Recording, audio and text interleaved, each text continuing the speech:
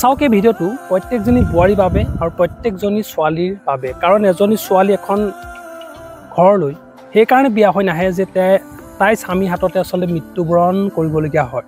তাই আচলতে নিজৰ শহুৰে শাহুৱেকৰ হাততে নিৰ্যাতিত হ'বলগীয়া হয়।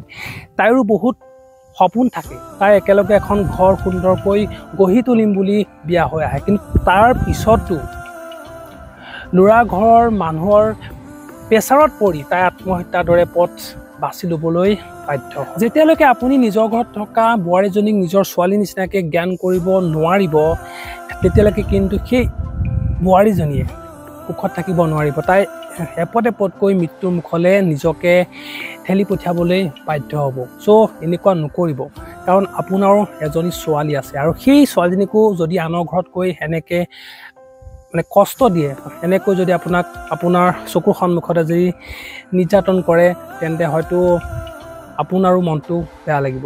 গতিকে নিজৰ বোৱাৰীজনীক নিজৰ ছোৱালীৰ দৰে জ্ঞান দিবলৈ শিকক।